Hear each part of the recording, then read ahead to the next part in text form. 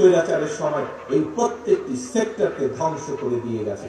আজকে যদি এই সেক্টরগুলোকে আবার তিলে তিলে গড়ে তুলতে হয়, একমাত্র বিকল্প পথ হচ্ছে নির্বাচন, নির্বাচন এবং জনগণের নির্বাচন। দেশের নির্বাচন যত দেরি হবে, প্রিয় সহকর্মীবৃন্দ, প্রিয় ভাই বোনেরা, এটি হচ্ছে বাস্তবতা, তত ষড়যন্ত্র বৃদ্ধি পাবে।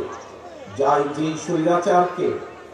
স্বৈরাচারকে যনগণের অভ্যুত্থানের মাধ্যমে হটিয়ে দেওয়া হয়েছে, যেই স্বৈরাচারের বিরুদ্ধে দেশের লক্ষ কোটি মানুষ বিগত এক যুগেরও বেশি সময় ধরে আন্দোলন করেছে, সেই স্বৈরাচার কিন্তু বসে নেই।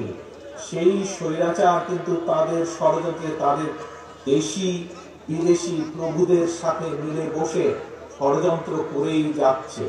শুধু তাই নয়, নির্বাচন যত দেরি হবে, এই দেশের মানুষের স্বাস্থ্য সুবিধা, এই দেশের ছাত্রছাত্রীদের শিক্ষা ব্যবস্থা, এই দেশের কৃষকদের সমস্যা, এই দেশের ব্যবসায়ীদের বিভিন্ন সমস্যা, এই দেশের বিচার ব্যবস্থার সমস্যা, এই দেশের প্রশাসনের সমস্যা, যতগুলো সমস্যা স্বৈরাচারের সময় শুরু হয়েছিল, স্বৈরাচার করে গিয়েছে, এই সমস্যার মৃত্যু আরো বৃদ্ধি পাবে।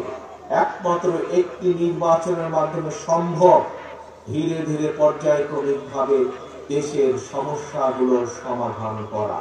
সেজন্যই আজকে আমাদের দলের সংগঠনকে গড়ে তুলতে সম্মেলন যেরকম প্রয়োজন, আজকে দলের প্রকৃত নেতৃত্ব, ভবিষ্যতের নেতৃত্ব তৈরি করার জন্য সম্মেলন যেভাবে প্রয়োজন, ভোটাভুটি যেভাবে প্রয়োজন, ঠিক একইভাবে বাংলাদেশকে যদি গড়ে তুলতে হয়, বাংলাদেশের মানুষের ভাগ্যের যদি পরিবর্তন করতে হয়, সেই কাজ যদি শুরু করতে হয়, আবার যদি আমাদেরকে খাল খনন কর্মসূচি শুরু করতে হয়, আবার যদি আমাদেরকে শিল্প বিপ্লব শুরু করতে হয়, আবার যদি আমাদেরকে কৃষকের সমস্যার সমাধান করতে হয়, তাহলে অবশ্যই দরকার প্রকৃত জনপ্রতিনিধি, যারা দেশের স্বার্থে কথা বলবে, যারা দেশের মানুষের কথা বলবে, এবং তার জন্য প্রয়োজন নির্বাচন।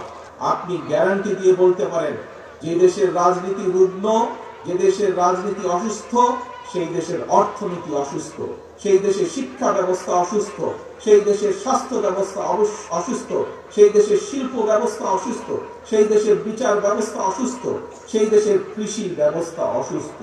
এবং চারিদিকে তাকিয়ে দেখুন, বিগত স্বৈরাচারের সময় এই প্রত্যেকটি সেক্টরকে ধ্বংস করে দিয়ে গেছে।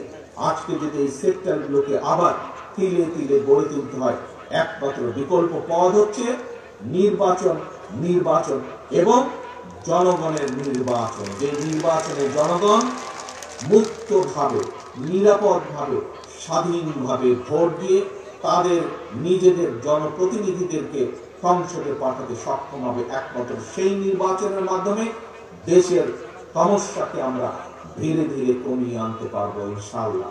আগামী দিনে আসুন দেশের মানুষকে আমরা উদ্বুদ্ধ করি। এখানে আপনারা যারা আজকে উপস্থিত হয়েছেন, কাউন্সিলররা উপস্থিত হয়েছেন, সর্বপর্যায়ের চুয়াডাঙ্গা সর্বপর্যায়ের নেতৃবৃন্দ, সহকর্মীবৃন্দ, তৃণমূলের নেতাকর্মীরা উপস্থিত হয়েছেন। এর বাইরেও চুয়াডাঙ্গাবাসীর বিভিন্ন এলাকা থেকে বহু সাধারণ মানুষ, ভাই বোনেরা উপস্থিত হয়েছেন। আসুন, আমাদের সামনে লক্ষ্য এবং উদ্দেশ্য একটি, সেটি হচ্ছে এই দেশের মানুষের ভাগ্যের পরিবর্তন, সেটি হচ্ছে বাংলাদেশকে সামনের দিকে এগিয়ে নিয়ে যাওয়া।